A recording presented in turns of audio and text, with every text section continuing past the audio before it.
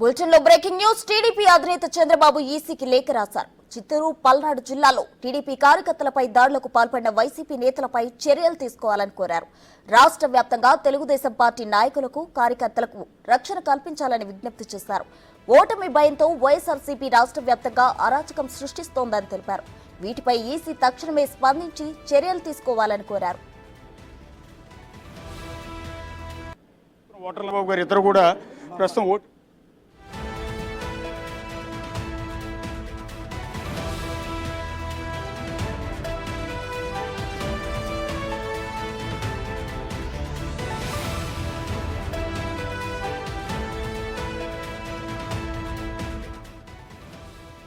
మరిన్ని వివరాలు మా ప్రతినిధి శివ అందిస్తారు. శివ, చెప్పండి. అయితే టీడీపీ కార్యకర్తలపై జరిగిన అరాచకాలకు వైసీపీ నేతలు దాడి చేశారని చెప్పి చంద్రబాబు అయితే ఈసీకి ఫిర్యాదు చేయడం జరిగింది. దీనికి సంబంధించిన పూర్తి డీటెయిల్స్ ఏంటి?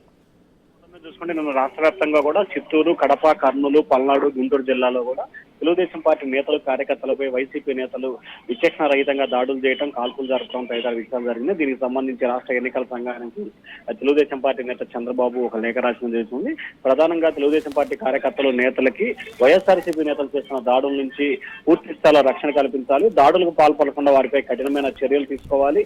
నిన్నటి నుంచి దాడులు జరుగుతున్నా కానీ ఎక్కడా కూడా చర్యలు తీసుకున్న సందర్భాల్లో ఇప్పటికైనా సరే పోలీస్ యంత్రాంగం చర్యలు తీసుకొని దాడుల నివారణకి కఠినంగా వ్యవహరించాలి. ఎవరైతే నిన్న దాడుల్లో గాయపడ్డారో వారికి ప్రత్యేక వైద్యం చేయించాలి. అలాగే ఎవరిపైన అయితే దాడులు జరిగే అవకాశం ఉందో వారికి ముందుగానే రక్షణ కల్పించే విధంగా చర్యలు తీసుకోవాలి. ఇదే ఆదేశాలు పోలీసులకు ఇవ్వాలని చెప్పి కూడా చంద్రబాబు ఒక లేఖ అయితే రాష్ట్ర ఎన్నికల కమిషన్ రాసినట్టు తెలుస్తా ఉంది. అయితే ఆ లేఖకు సంబంధించి రాష్ట్ర ఎన్నికల సంఘం ఇంకా ఎటువంటి స్పందన అయితే స్పందించలేదు. మరి దీనికి సంబంధించి రాష్ట్ర ఎన్నికల సంఘం ఏ విధంగా స్పందిస్తుంది అనే దానికి సంబంధించి వేచి చూడాల్సిన పరిస్థితి కనిపిస్తా ఉంది ప్రస్తుతం.